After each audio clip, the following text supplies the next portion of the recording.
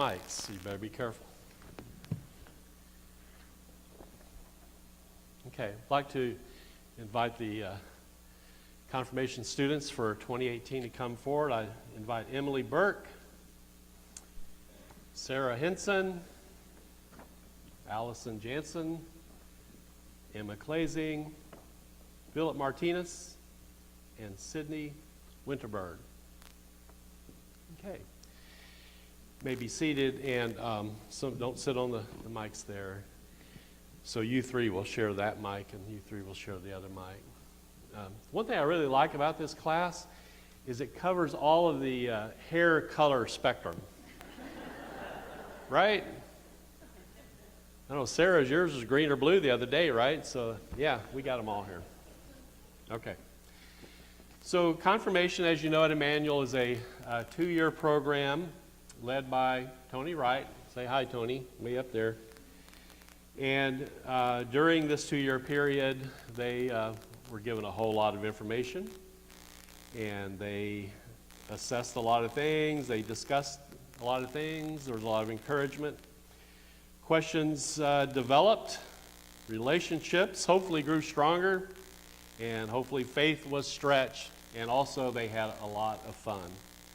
So what you're about to witness is these young people sharing just a portion, just a little bit of what they learned during their 2-year stint in confirmation class.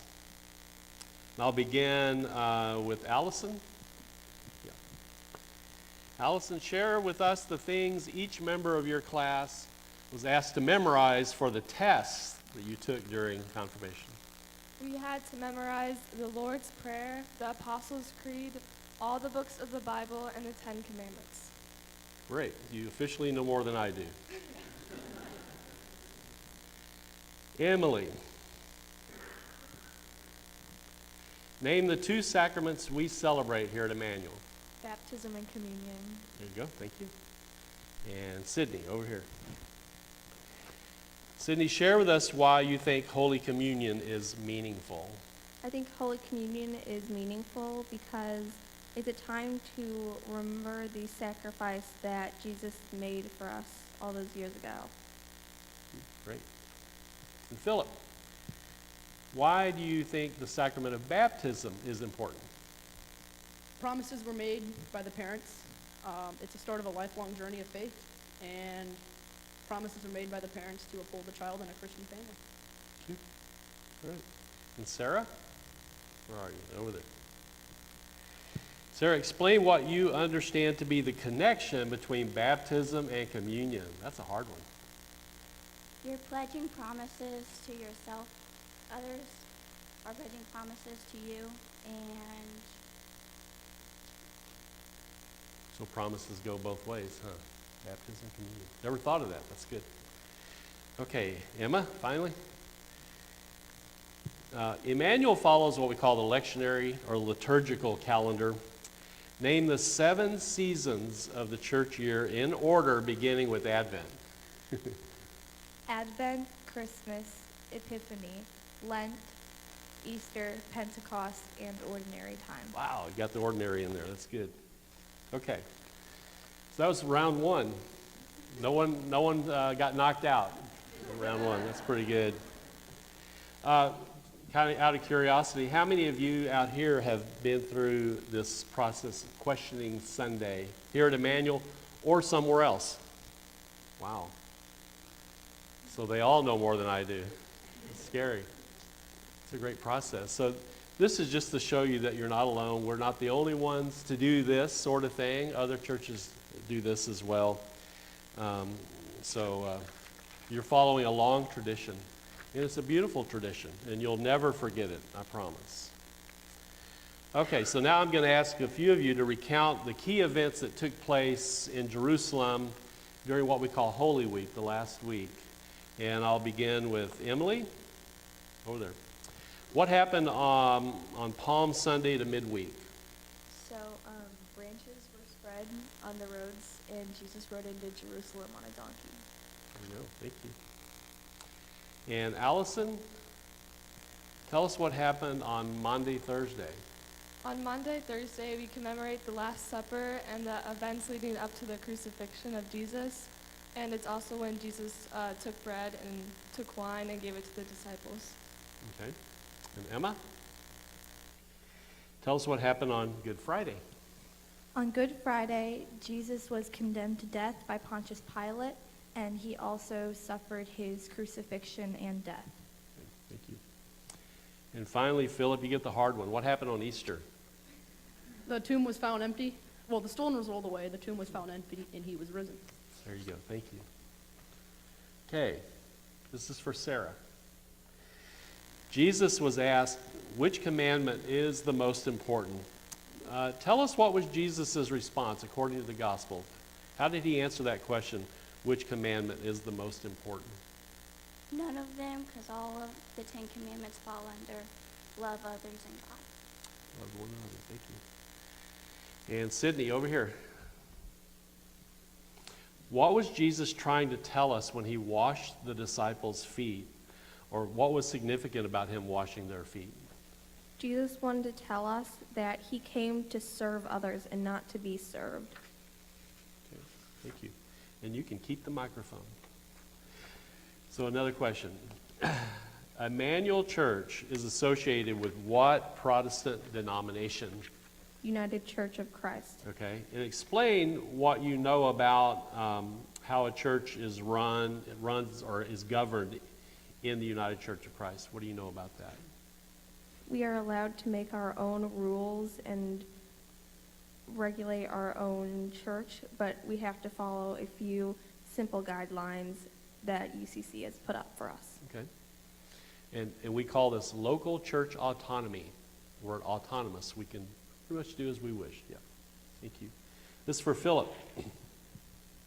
What did you learn about the organizational structure of Immanuel United Church of Christ? So there is the church council, and they make the overall decisions for the church. And then represented within the church council, there are different committees, such as the evangelism committee, the mission outreach committee, and the worship committee. Okay, yep, that's how we operate. Sure. This is for Sarah.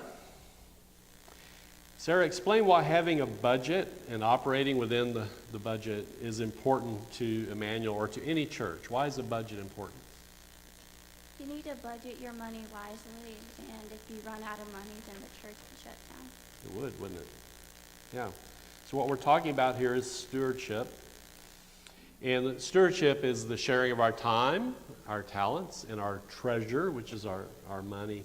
And also, so it means getting involved in church, being a good steward, both really personally in your life and also as a church. The church also can be a good steward, just like we can as individuals. So, Emily, this is for you. Identify some of the outside organizations that are supported by Immanuel, either financially or people volunteer their time or talent. What are some of those organizations? So one we do is Jesus Has Left the Building, which is we go and we do some yard work for some people who necessarily can't do it themselves. Yeah. Another thing we do is Every Child's Hope, which is ECH, and we send them food and stuff. And then we do Lydia's House, which is for women who are in a tough relationship, and it's a safe place for them to go. Great. Yeah. Those are good examples. Yeah. Thank you. Allison, let's keep the focus on stewardship. Why is getting involved and participating in the life of the church essential, important? It's essential because it keeps you from abandoning your faith. It encourages you to help others and do good, and your church is supporting you while you're doing this. Thank you. And keep the mic. We're going to dig a little bit deeper here. Besides confirmation class, what other ways did the members of your class participate in the life of the church? What are some things you did? As Emily said, we rake leaves for Jesus Has Left the Building. We worked the Worst Market, and we helped craft tables at the Advent Festival. We also worked VBS and Summer Sunday School and Room at the Inn. Oh, y'all are busy. Okay.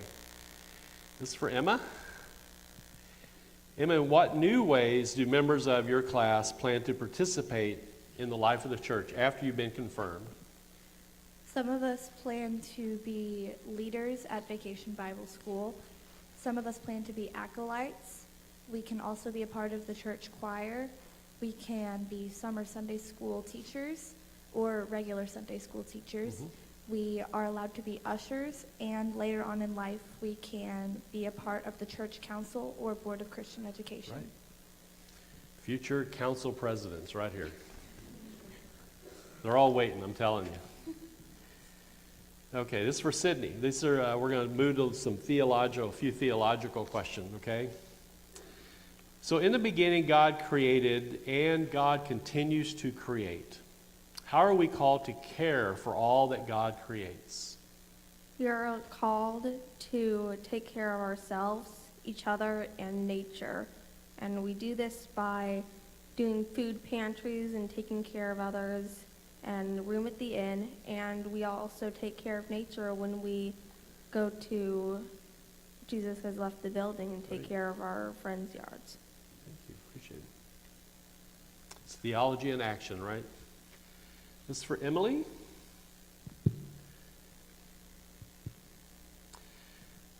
So God gives us free will.